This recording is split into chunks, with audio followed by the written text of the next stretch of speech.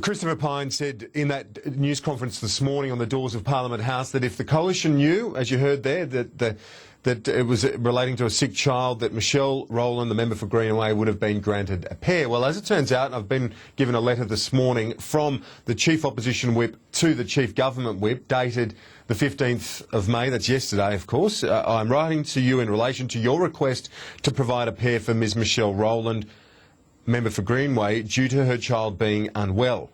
The opposition will not provide a pair for the member for Greenway on this occasion.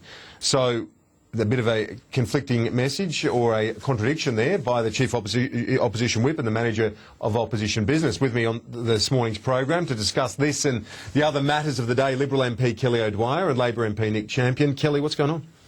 Well, look, I can see why Labor have clutched at this with both hands like a drowning man clinging to a life raft. I mean, they certainly don't want to talk about the budget. Heaven forbid, it's a budget that they only delivered 2 days ago. Tanya Plibersek has been out on the doors today, confected outrage over this particular issue. She doesn't want to talk about the $1.8 billion that has been cut from health. It's going to make it more expensive for families to have health care. You know, she doesn't want to talk about the $4 billion that's already been ripped out of private health insurance. They don't want to talk about the 356 gross debt ceiling that is going to well exceed, at its peak, the debt ceiling that currently exists at the moment, which is $300 million, which is already increased. We've got half an hour to talk about all this stuff. Yeah. But I want to ask you specifically about this because... But we can talk about it, and I will talk about it. No, absolutely, we'll quiz Nick Champion on it. But if you've got the Chief Opposition Whip saying that a pair isn't granted because her child is her child's unwell, sorry, a pair won't be granted. Warren Entsch has said that in a letter, this letter here. Well, I think clearly. But then Christopher Pyne says we didn't know the kid was unwell. What's going? Well, just trying to clear it up. I think the point is, if Michelle Rowland wants a pair here and now today to go home today to care for her sick child, she should go home today. It's very clear that the pair will be granted. The bottom line, isn't it? I mean, she shouldn't go home at 5 o'clock. She shouldn't go home at 5 o'clock. She should go home right now. Christopher Pyne said on Monday that would have been granted. Well, look, Kieran, what we have here, right, is a pretty horrible little act of misogyny. Oh. And it's a horrible... I'll let you have a go. I'll let you have a go. A horrible little act of misogyny, and it's a horrible little act of obstruction by a whip, right? And what the Liberal Party should do is just say, look, we made a mistake, and it's over, we'll give a pair. That's what they should say. But instead, no, they haven't done that. Yes, they have. No, what happened this morning is Chris Pyne went out there on the counter-attack, tried to accuse Tanya Plibersek of all sorts of things, tried to accuse the Labor Party of all sorts of things, and it blew up on the face. He's got egg all over his face. No. Egg all over his face. And he knows it, the journalists know it, Let's talk about you the know budget. it, and what you should do is just accept and say, look, we made a mistake. It's, you know, we've taken this obstructionism too far. Oh, and we're sorry. come on, Nick. How about this? How about you just, for once, just accept responsibility for something and say sorry? Well, I love that comment Just stick to the because issue Wayne and say sorry. Swan delivered a I'm happy budget. to talk about the budget. I'm happy Well, to do you talk think about Wayne the Swan budget. should But say let's sorry? finish on this. Do you think Wayne Swan should say sorry? Kelly, I'll give this 90 seconds, and then we're going to get to the budget. But no, Kelly. I want to. No, your response to that, because surely there has been a breakdown in communication somewhere. Warren Entsch said no pair, even if your kid's unwell. I'm sorry, but then you, Christopher Pyne, with a more reasonable option and reaction is saying, if you want the pair, you could have had it on Monday. If she wants a pair, right here, right now, I'm very confident the whips are going to give her a pair to go home, as she should be able to with a sick child. This is not misogyny. I mean, that is a ridiculous statement, Nick, that can't possibly be supported. Keeping a mother and you want to from talk her sick about? child. Oh, Come on. She can go home right now. If you were whipped... But can I say to you, Kelly, what's Warren Entsch on about, though, with you this would never letter, do this. she can go home right now. The idea, though, let's just be clear. Do you think that Warren Entsch was... She was asking, on the money with this? well, let's, okay, if you really want to talk about this issue, she Only asked, for another minute. She asked for leave, as I understand it, on Monday, to go home at 5 o'clock on Thursday. Well, and she's got a sick child. No. I'll tell you. Let's examine that. Let's examine that. What are you saying about that? Let's examine that. Let's examine it. Let me. Okay, because I'm quite happy to respond. Go on the counter-attack. Make things worse. All I was going to say is that if she wants leave, she should get leave straight away. If your child is sick, She should go home So right are here, you saying right that if now. a 20 mo- seconds and then we're if- moving Are on. you saying that if a mother tries to balance sensibly her work and her family, which is what No Michelle one's was trying saying to that. do, what she was trying to do, she was trying to do the right thing by her electors and be here for the majority of the time and miss Tony Abbott's reply, No go one's home to saying her that. family for this. You're- You're saying, you're oh, she trying can't to do that. infect She an should have issue asked. out of nothing She then. should have asked for leave straight away. Now you just concede on this. Just concede that the whip was wrong. Okay, Just concede I want that to move on. time was wrong, and then we can We'll move leave on. this to others. Simon Benson in the Daily Telegraph today.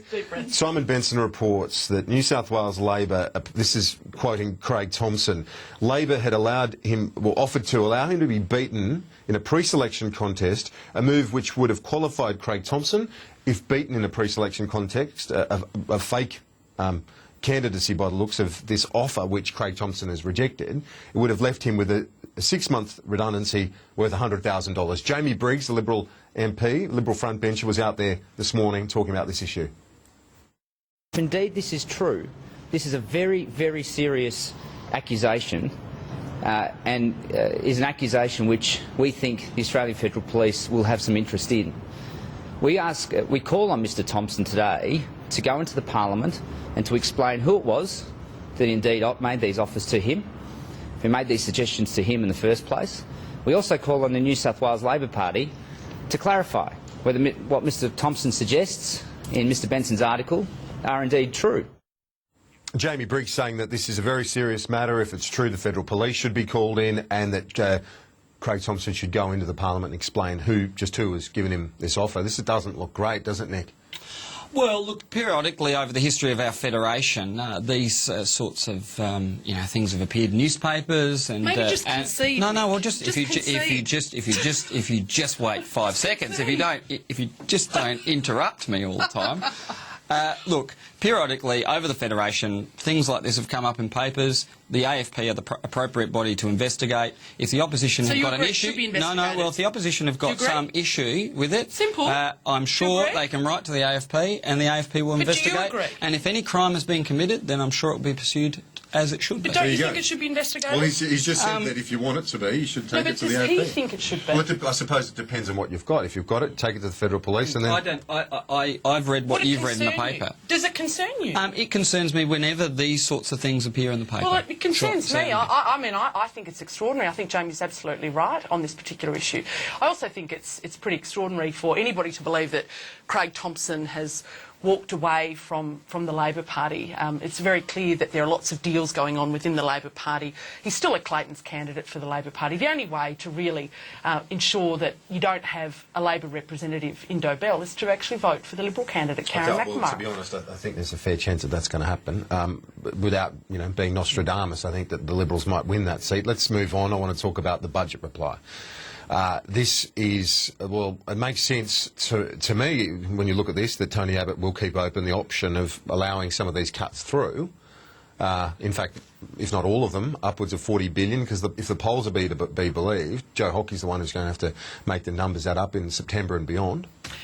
Well, tonight, Tony Abbott is going to deliver a speech that stands in stark contrast to that was delivered by Wayne Swan. Wayne Swan delivered a budget that was more waste, more deficits and more debt. It was fundamentally dishonest in the assumptions that were within the budget and took no responsibility for previous forecasts, which were patently wrong. The only thing that could be guaranteed, do you agree though, with your former out of boss, that... Peter Costello, that the easiest cuts to make are those that you allow a government to make when you're in opposition, before you're in government? Well, look, I think Peter has got a great track record on the budget, and I think his statement is a very, very sensible one. And I think Wayne Swan would have been very prudent to listen to more of Peter Costello's advice. Unfortunately, he didn't, which is why we have ended up with 5 record deficits adding up to more than $192 billion and a gross debt ceiling that's going to peak at $356 billion. Joe Hockey apparently has been arguing to his shadow cabinet colleagues that there should be, that they need to cop some of these savings even though they don't like them. This was a bit more of what Mr Hockey said publicly. He was on the Richo program last night.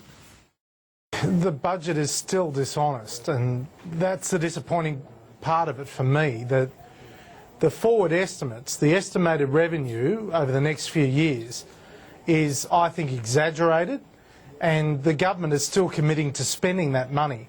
money that they are expecting to receive based on optimistic forecasts, but when they don't receive, they say they have to write down the revenue. Now, that means that in some future year, the government is going to have to make even harder decisions to try and get back to surplus. This will nullify Labor's attack if the coalition accept the savings. You're trying to wedge them, saying, oh, where's your money coming from? They're saying, well, we'll take your savings. Well, Kieran, we're not trying to wedge them. What we're trying to do is get them Looks like to it. grasp the reality of the world economic situation. And the truth is, when Howard and Costello were in charge, and they did some good things, I'm not going to blackguard that's them. good of you to say. But it was an easier time to be in charge of a government around the world. There was a big economic party going on, and people were drawing down easy credit. People around the world We drawing might down on examine that. that. Just no. You've it's got just, high terms of trade now. Well, no, 15% higher. just let me finish. Higher Let me revenue. finish. Big economic party going on, world financial crisis, and now we're living through a big economic hangover. And it's not us trying to wedge the coalition. It's finished. it's reality. It's finished. Well, it's not finished. Finished years Look ago. at Europe. Has it finished in Europe? Where austerity has I thought we were caused not meant to compare ourselves to Europe. 27% unemployment in Spain, which also had a budget surplus. Also had a budget surplus when we had a budget surplus. So the world has fundamentally changed, and the budget we handed down is a budget for that period, for the times. What we're trying to do is get the Liberal Party to stop campaigning on nostalgia, stop sort of harking back to You're this taking Wayne Swansfield. as if a return to conservative rule will somehow change the fundamental economic situation that we face. Well, let's examine that. And it's time for Let me Tony just- Abbott. let me If just Tony Abbott pause. accepts the cuts, that's a good thing. I just want it's to a hit good the thing. pause button. Quick break, and Sure. we'll be rejoined by Kelly and Nick. Stay with us. This is AM Agenda. With me this morning, Kelly O'Dwyer and Nick Champion. Kelly, I rudely interrupted you with the ad break, with the budget reply. Give us what you were... Well, no. your I was just correcting Nick. Nick was sort of saying that somehow during the coalition years, you know, we had plenty. It was a party time. It was very easy to be in government. Let me just remind you of a couple of critical facts. Firstly, we inherited $96 billion of looking Labor's forward to debt. it. We inherited that. We received during our final year saying in Menzies revenue. inherited. We received no, but I gave Whitlam you a good inherited go. Menzies. I gave you a good go because you wanted a good go. Yeah. The terms of trade are now yes. currently 15% higher than they were during the previous coalition years. Even at its lowest point in this current government, it's 10% higher than during the coalition years. I mean, you guys have got no excuse. Revenue is $80 billion more than what we received in the previous coalition government. You're just spending $120 billion more. And I there mean, you've got a would have been spending deficit problem, anyway, a even- waste problem, There would have and been a a deficit borrowing anyway, problem. even without the revenue write-down. Well, That's $17 billion look, write like I down, was said, an $18 we billion face deficit. fundamentally different situation. And even if you say, oh, revenue's up. Yeah, you've got Wayne Swan as treasurer. No, here's the thing. Even if you say That's a revenue's pretty up, big factor. but the economy's bigger, hasn't it? And inflation's more, right? And that's can't the even thing. say it with a straight face. This is the thing. Economy's 13% bigger, inflation's more. The only time your revenue would go backwards is during a Great So let me- Depression. let's look at the wanna- genius of Wayne Swan, right? See, no. So Let's in this just have a budget- talk about this because it's really important. You can't cut your way to growth. Right, you can't cut your way to growth. That's what Europe's tried. But can you They've spend gone your into way a to hole. growth? Do you think They you can can't- spend it? Tax your way to growth? I'll tell you this. You can actually do that. Because that's the plan. Right? That's No. your plan. You can actually do that in the short term. The most important thing in the short term. you contend The most tax important and thing in the spend short. your way to No. growth. Just listen to this. The most It's a new important theory. thing you can do in the short term is keep your economy growing, and that's why we're 13% bigger, and Europe is shrunk. Right? But isn't it because largely due to China? Now that's It's- not... Nick, that- it's- no, you've got to say the vast it's- majority of that is because of no, China. No, it's not. It's don't because think of so? political decisions You that were disagree made. with Chris No, Richardson? well... Every Well, other no, economist. I'm not saying the growth in Asia is not a factor. It is a factor. But if you look at the US and you look at Europe, what they've done, right, is they said, oh, we've got a budget deficit, let's cut. And so they cut. And what happened is growth fell away. And so the revenue to tax to GDP,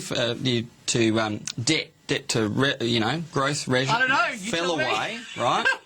Fell away. I'm not And so crediting they you cut for again. And so they cut Let's go again. to- I want to go to Kelly now. And in the UK, they almost trying to had, help you. They He's trying almost to help had a you, triple dip recession because they kept on cutting. Let's stop the, and they chased their tail. Fair enough. He's made the point. GDP. Well, I'm pleased you understood it. I'm told Bill Shorten is about to speak to the media here in Canberra. Let's have a quick listen. From Big Brother, cut workers' conditions or you won't be a long-term. That news conference continues on Multiview. Press red on your remote control to keep watching it. Bill Shorten making the point that Peter Reith is calling for the coalition to go a lot further on workplace relations. Are you hearing that a bit from members of the Liberal Party? This is yet another example of another minister who is going out not wanting to talk about the budget. This is quite extraordinary. I've just got to say this, Kieran.